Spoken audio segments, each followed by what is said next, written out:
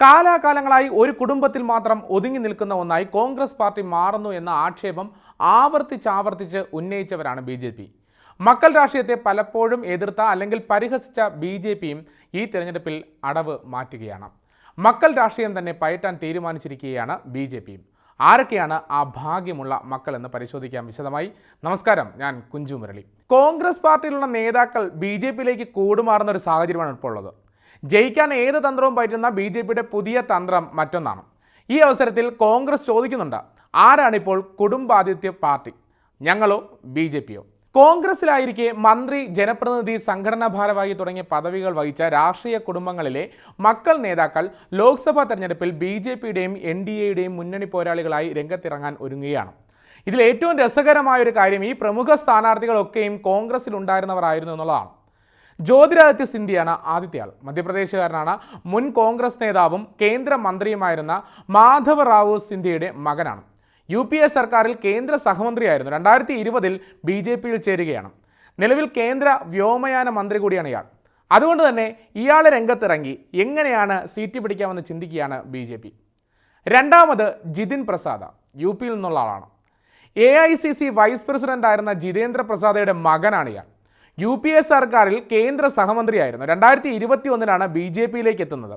നിലവിൽ UPയിലെ പൊതുമരാമത്ത് മന്ത്രിയാണ്. RPN സിംഗ് ആണ് മൂന്നാമത്തെയാൾ. UP തന്നെയാണ്. ഇന്ദിരാ മന്ത്രിസഭയിൽ അംഗമായിരുന്ന CPN സിംഗിൻ്റെ മകനാണ്. UPA സർക്കാരിൽ കേന്ദ്ര സഹമന്ത്രിയാണ്.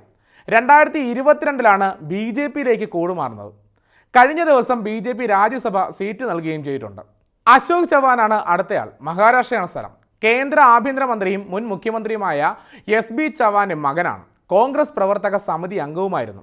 ആദർശ് ഫ്ലാറ്റ് അഴിമതി കേസിൽ തുടർന്ന് അശോകിന് മുഖ്യമന്ത്രി സ്ഥാനം രാജിവെക്കേണ്ടി വന്നിട്ടുണ്ട്.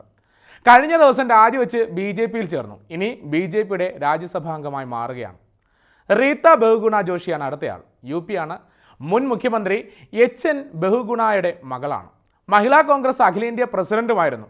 UPCC പ്രസിഡന്റാണ്. MLA പദവികൾ വഹിച്ചിട്ടുണ്ട്.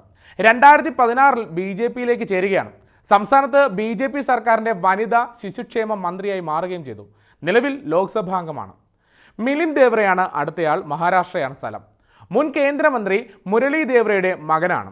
UPA സർക്കാരിൽ കേന്ദ്ര സഹമന്ത്രിയാണ്. മുംബൈ PCC പ്രസിഡന്റ്, ലോക്സഭാംഗം എന്നീ പദവികളും വഹിച്ചിട്ടുണ്ട്. ജനുവരിയിൽ കോൺഗ്രസ് വിട്ട് BJPയുടെ സഖ്യകക്ഷിയായ ശിവസേനയിൽ, അതായത് ഷിൻഡെ ഗ്രൂപ്പിനോടൊപ്പം ചേരുകയായിരുന്നു. അടുത്തയാൾ മാരി ശശിധർ റെഡ്ഡിയാണ്. തെലങ്കാനയാണ് സ്ഥലം. അവിഭക്ത ആന്ധ്ര മുൻ മുഖ്യമന്ത്രി M ചെന്നറെഡ്ഡിയുടെ മകനായിരുന്നു.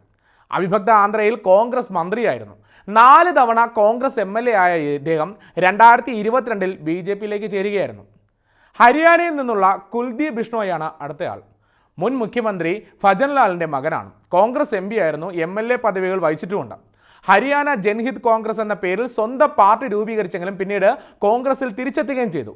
അതിനുശേഷം 2022-ലാണ് BJPയിലേക്ക് എത്തുന്നത്. അടുത്തതായി ആന്ധ്രയിൽ നിന്നുള്ള കിരൺ കുമാർ റെഡ്ഡിയാണ്.